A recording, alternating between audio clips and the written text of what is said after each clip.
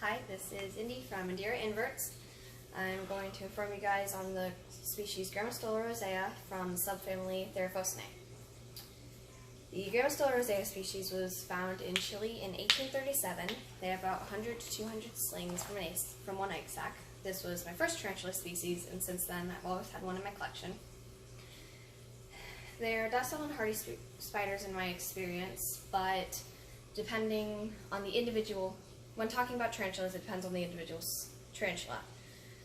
Because there can be some docile spiders and some aggressive spiders, but they can be of the same species. So it really depends on the individual spider. When keeping tarantulas, you don't really need much. You just need substrate, a hide, and a water bowl. There's going to be someone who's going to say that, why would you put a water bowl in when they don't need it? If they do need it, they can drink out of water bowls. When getting a terrarium for your tarantula, you can use pretty much anything. I have one tarantula in a simple critter keeper you can find at Petco, while the other one is in an acrylic showcase terrarium.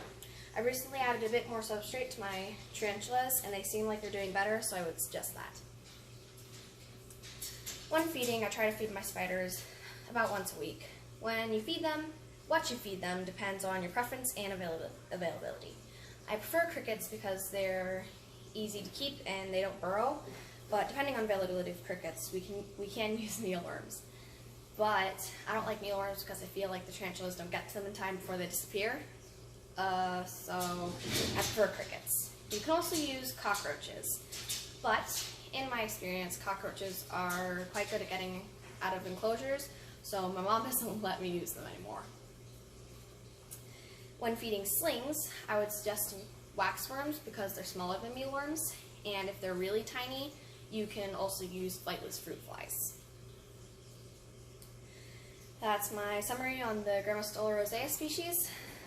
Like and subscribe, and I hope to see you next time with the species Brachypelma siphi.